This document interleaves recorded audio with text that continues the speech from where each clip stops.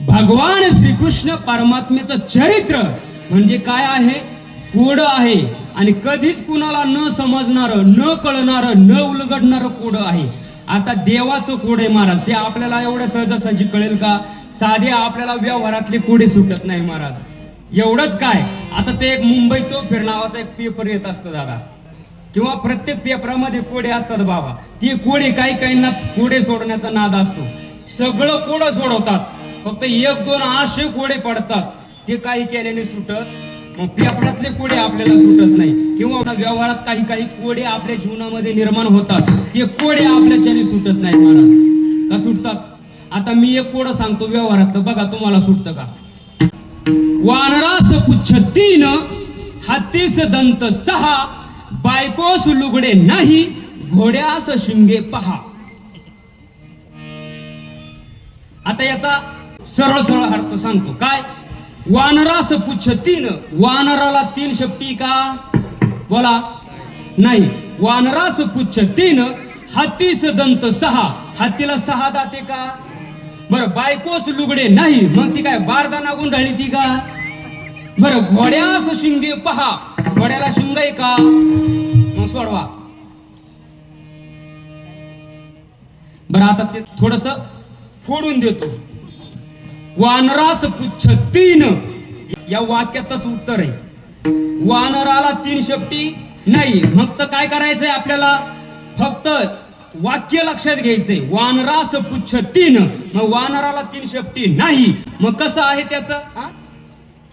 कोण बोललं? बोल बोल, घाबरायचं नाही. घाली लटंगण मोकळं पटांगण. बोल बोल बोल बोल बोल. आणि हे बघा, इथं अजिबात घाबरायचं नाही. कीर्तनामध्ये तुम्हाला जर प्रश्न उद्भवला तर कीर्तनकाराला प्रश्न तुम्ही विचारायचा. तुम्हाला फुल परवानगी आहे, फक्त कीर्तनातलाच विचारा, कारण विचारणारे कमी भेटत. आता मी तुला सांगतो बघ. वानरास पुच्छ 3, काय करायचं? वानरास पुच्छ स्वल्पविराम. वानराला काय आहे? पुच्छ म्हणजे शेपटी. मग आता 3 शब्द राहिलाय बाबा. मग आता तू 3 शब्द फेकून द्यायचा का? नाही. मग पुढच्या वाक्यात ऍड करायचा. पुढचं वाक्य काय आहे? हत्तीस दंत 6. आता हत्तीला 6 दात नाही, मग आता या वाक्यातला 3 शब्द त्याच्यात ऍड करायचा. मग काय झालं ते वाक्य? 3 हत्तीस दंत 6. 3 हत्तीचे दात किती झाले? बेत्री 6. आता सुटलं ना? आता वरची वळ सुटली, मग आता खालची तुम्ही सोडवा. खालची सांगू का? बायकोस लुगडे नाही, घोड्यास शिंगे पहा. आता सोपं आहे ना? रीत सांगून दिले ना मी तुम्हाला. आता सोडवा. बायकोस लुगडे स्वल्पविराम. बायकोला कशाची गरज आहे? लुगडे.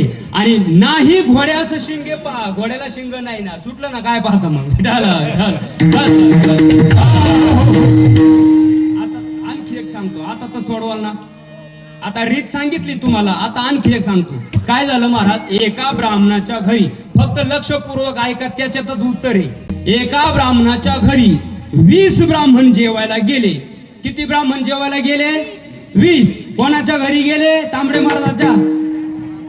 ब्राह्मणाच्या घरी 20 ब्राह्मण जेवायला गेले.